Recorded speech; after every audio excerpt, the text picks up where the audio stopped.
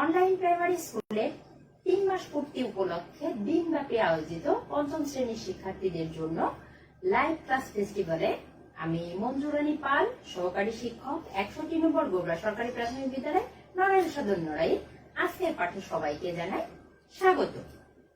আমার পঞ্চম শ্রেণীর প্রিয় শিক্ষার্থীরা, কেমন আছো তোমরা? আশা করি সবাই ভালো আছো এবং বাবা মায়ের সাথে বাড়িতে নিরাপদেই আছো। আমিও ভালো আছি। আমি আজ তোমাদের জন্য নিয়ে এসেছি বাংলা বিষয়ের একটি কবিতার পাঠ। তাহলে পঞ্চম শ্রেণীর প্রিয় শিক্ষার্থীরা, তোমরা বই, খাতা আর কলম নিয়ে দ্রুত বসে পড়ো আমার সাথে ক্লাস করতে। কি বই, খাতা, কলম নিয়ে বসেছো তো? আচ্ছা, আজকের এই ক্লাসের শুরুতে আমি তোমাদের কয়েকটি ছবি দেখাবো, কারণ তোমরা তো ছবি দেখতে খুব পছন্দ করো। ছবিগুলো তোমরা দেখবে এবং একাকী চিন্তা করবে ছবিতে কি কি দেখা যাচ্ছে। খুব মনোযোগ সহকারে ছবিগুলো দেখো, আমি পড়তে বলে প্রশ্ন করবো। দেখেছো ছবিগুলো? কি দেখা যাচ্ছে ছবিটা? দেখো তো, কি এগুলো কিসের ছবি? তোমরা কিসের ছবি দেখতে পেয়েছো বলো? হ্যাঁ, তোমরা যুদ্ধের ছবি ও যুদ্ধে জয়লাভ করার ছবি দেখেছো। আমি আরেকটি প্রশ্ন করি, কত সালে আমাদের দেশ স্বাধীন হয়েছিল? হ্যাঁ, আমাদের দেশ 1971 সালে 16 ডিসেম্বর স্বাধীন হয়েছিল। অন্য একটি প্রশ্ন আমি করি, কাদের বিরুদ্ধে যুদ্ধ করে আমরা জয়লাভ করেছিলাম বলতে পারবে? হ্যাঁ, ঠিকই বলেছো, পাকিস্তানি হানাদার বাহিনীর বিরুদ্ধে যুদ্ধ করে আমরা জয়লাভ করেছিলাম। আজ আমরা এমন একটি কবিতা পড়ব যে কবিতায় আমাদের স্বাধীনতার কথা, মুক্তিযোদ্ধাদের কথা এবং মুক্তি সেনাদের সংগ্রাম করার কথা উল্লেখ আছে। আজ আমাদের আজকের পাঠের বিষয় রৌদ্র লেখে জয়, শামসুর রহমান। রৌদ্র লেখে জয় কবিতাটি বর্গীয় ল থেকে বুকেতেই থাকা এই পর্যন্ত আজকে আমরা পড়বো। তাহলে আজকের পাঠের বিষয় সবাই খাতায় লিখে নাও।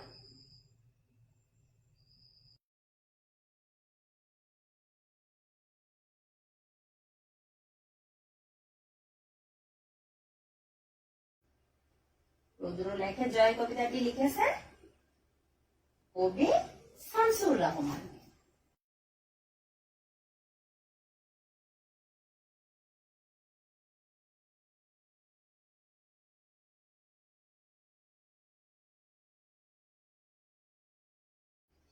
আচ্ছা, এখন আমরা কবি শামসুর রহমান সম্পর্কে জানব। ঠিক আছে, এই যে ছবিটি তোমরা দেখতে পাচ্ছ, এই ছবিটি হচ্ছে কবি শামসুর রহমানের ছবি। ঠিক আছে, কবি শামসুর রহমান কত সালে জন্মগ্রহণ করে দেখো? 1929 খ্রিস্টাব্দে 23 অক্টোবর পুরনো ঢাকার মাহুতটুলিতে জন্মগ্রহণ করেন। এই কবি শামসুর রহমানের পেশা ছিল সাংবাদিকতা। তার কয়েকটি বিখ্যাত বইয়ের নাম এলাটিং বিলাটিং, ধান ভানলে কুড়ো দেব, স্মৃতির শহর ঢাকা ইত্যাদি। আমাদের এই কবি 2006 সালে 17 আগস্ট ঢাকায় মৃত্যুবরণ করেন। ঠিক আছে, আচ্ছা, এখন আমরা আজকের এই কবিতা অংশটুকুর উপর একটি ভিডিও দেখব। তাহলে তোমরা ভিডিওটি খুব মনোযোগ সহকারে দেখো। ঠিক আছে,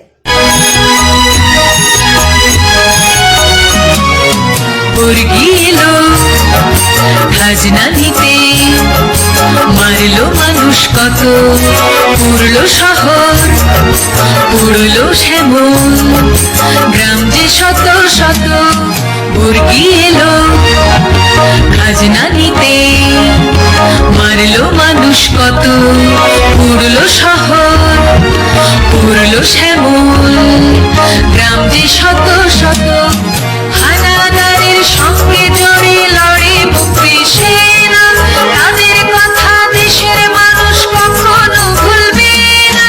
হানাদারের সঙ্গে জড়ে লড়ে মুক্তি সেনা, তাদের কথা দেশের মানুষ কখনো ভুলবে না।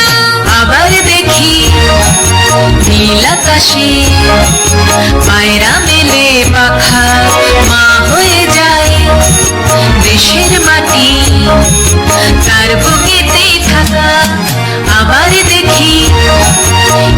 আকাশে পায়রা মেলে পাখায় মা হয়ে যায় দেশের মাটি তার বুকেতে থাকা।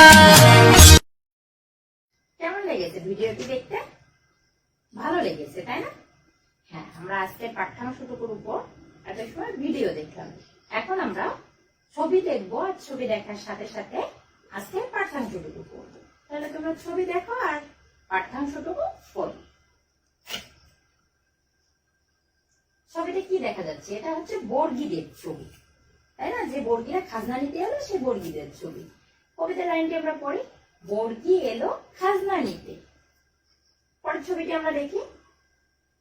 পরের ছবিতে কি দেখা যাচ্ছে? এই বর্গীরা আমাদের এদেশের মানুষের উপর অত্যাচার করছে, তাই তো? মারলো মানুষ কত। তারপরের ছবিটি দেখি। পরের ছবিটিতে কি দেখা যাচ্ছে? দেখো তো, আগুন লেগেছে, তাই না? হ্যাঁ, ঠিকই বলেছে, আগুন লেগেছে। এই বর্গীদের আগুন লাগানোতে কি হয়েছে? শহর শ্যামল পুরো ছাই হয়ে গেছে। পূর্ণ শহর, পূর্ণ শ্যামল। এখানে কি কিসের ছবি দেখা যাচ্ছে? দেখো, এটি হচ্ছে কি, এখানেও দেখা যাচ্ছে আগুন লেগেছে, তাই না? গ্রামে আগুন লেগেছে, ঘর বাড়ি পুড়ে ছারখার হয়ে যাচ্ছে। গ্রাম যে শত শত, পূর্ণ শহর পূর্ণ শ্যামল, গ্রাম যে শত শত। তারপরের ছবিটি দেখো, এখানে কি মুক্তি সেনাদের ছবি দেখা যাচ্ছে, তাই না? হ্যাঁ, হানাদারের সঙ্গে জোরে।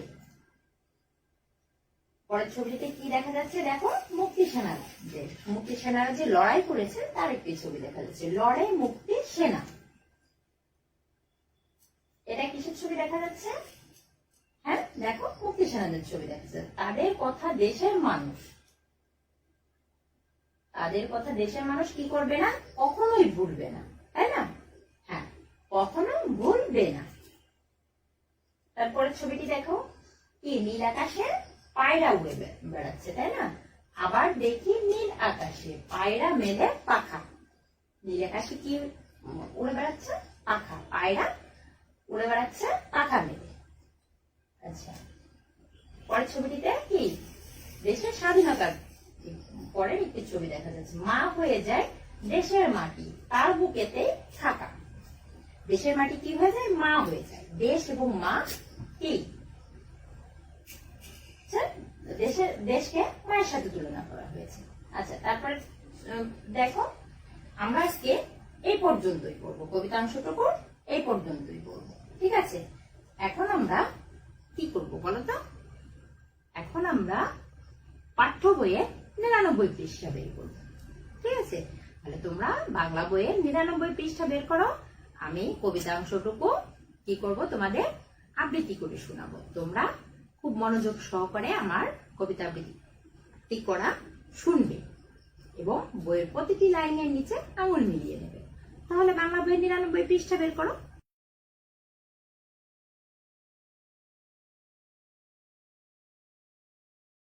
বের করেছো? রৌদ্র লেখে জয়, শামসুর রহমান। বর্গী এলো খাজনা নিতে, মারলো মানুষ কত, পুরলো শহর পড়লো শ্যামল, গ্রাম যে শত শত, হানাদারের সঙ্গে জোড়ে, লড়ে মুক্তি সেনা, তাদের কথা দেশের মানুষ কখনো ভুলবে না। আবার দেখি নীল আকাশে পায়রা মেলে পাখা, মা হয়ে যায় দেশের মাটি তার বুকেতেই থাকা। কাল যেখানে আধার ছিল আজ সেখানে আলো, কাল যেখানে মন্দ ছিল আজ সেখানে ভালো, কাল যেখানে পরাজয়ের কালো সন্ধ্যা হয় আজ সেখানে নতুন করে রৌদ্র লেখে জয়। কেমন লেগেছে কবিতা আবৃত্তি? ভালো লেগেছে, তাই না? আচ্ছা, এখন আমি কবিতাংশটুকু আবৃত্তি করব, আমার সাথে সাথে তোমরাও আবৃত্তি করবে, ঠিক আছে?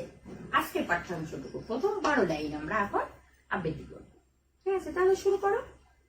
রৌদ্র লেখে জয়, শামসুর রহমান। বর্গী এলো খাজনা নিতে, মারলো মানুষ কত, উড়ল শহর পড়ল শ্যামল, গ্রাম যে শত শত, হানাদারের সঙ্গে জোড়ে, লড়ে মুক্তি সেনা, তাদের কথা দেশের মানুষ কখনো ভুলবে না। আবার দেখি নীল আকাশে পায়রা মেলে পাখা, মা হয়ে যায় দেশের মাটি, তার বুকেতেই থাকা। কি আবৃত্তি করেছো আমার সাথে? আচ্ছা, এখন তোমরা দুইবার নিজেরাই কবিতা অংশটুকু আবৃত্তি করবে। তাহলে শুরু করো।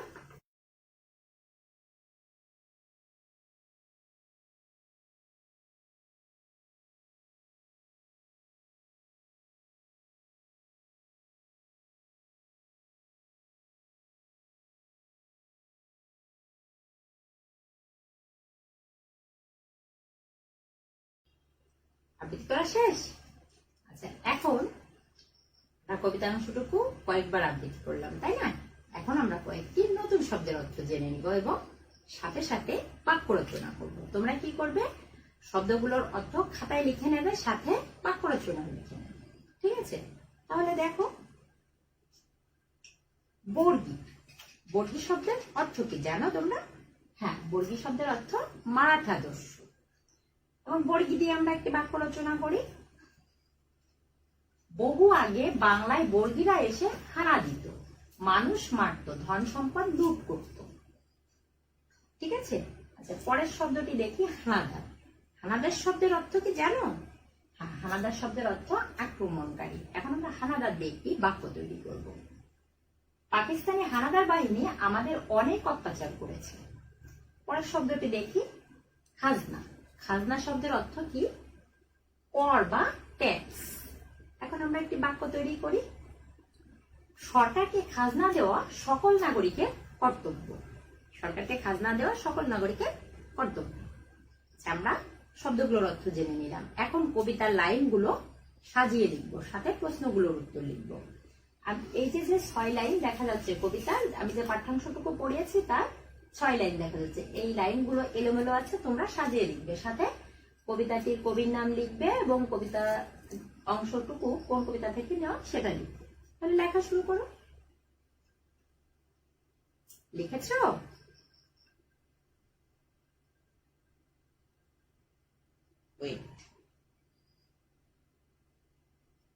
আচ্ছা, লেখা শেষ? আমি তাহলে এখন তোমাদের কি একটু পড়ে শোনাবো? আচ্ছা, হানাদারে সঙ্গে জোড়ে, লড়ে মুক্তি সেনা, তাদের কথা দেশের মানুষ কখনো ভুলবে না। কাল যেখানে আধার ছিল আজ সেখানে আলো। কি মিলেছে লাইনগুলো? হ্যাঁ, মিলবে তো, কারণ তোমরা তো কয়েকবার পড়েছো। আচ্ছা, কবিতাটির কবির নাম কি? কবিতাটির কবির নাম কি দেখে দেখে লিখেছ? না না, দেখে দেখে লেখা যাবে না। কবিতাটির কবির নাম শামসুর রহমান। আর কবিতা অংশটুকু কোন কবিতা থেকে নেওয়া হয়েছে বলো তো?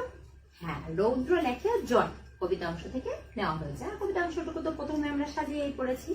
তাহলে এখন আমরা কি করব? অন্য একটি কাজ করব।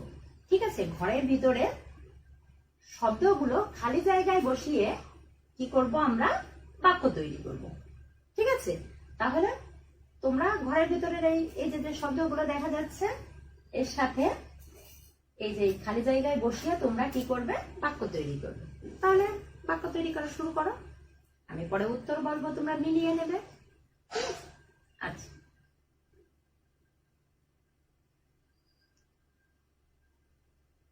লেখা শেষ?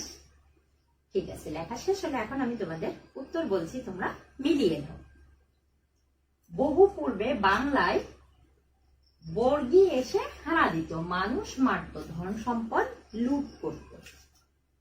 পরেরটা দেখো, হানাদারদের পরাজিত করেই মুক্তিযোদ্ধারা এদেশকে স্বাধীন করেছিলেন।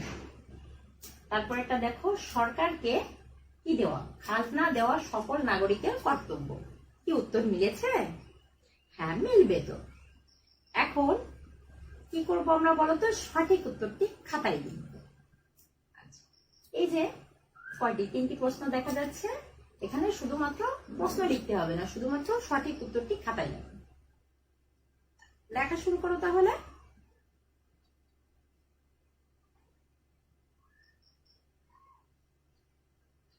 লেখা শেষ? তাহলে আমি উত্তর বলছি, তোমরা মিলিয়ে নাও। কে খাজনা নিতে এলো? বর্গী খাজনা নিতে এলো। 2, বর্গী খাজনা নিতে এলে কারা মরল? কারা মরল বলো তো? হ্যাঁ, মানুষ মরল। 3, হানাদারের সঙ্গে কারা লড়ে? কারা লড়ে বলো তো? মুক্তি সেনারা লড়ে। মিলেছে উত্তর? হ্যাঁ। এখন কি করবো বলো তো? আমরা কয়েকটি প্রশ্নের উত্তর লিখব, ঠিক আছে? তাহলে আমি প্রশ্নগুলো দেখাচ্ছি, তোমরা উত্তর লিখে নাও। আমি পরে তোমাদের উত্তর বলবো, তোমরা উত্তর মিলিয়ে নেবে, কেমন? লেখা শুরু।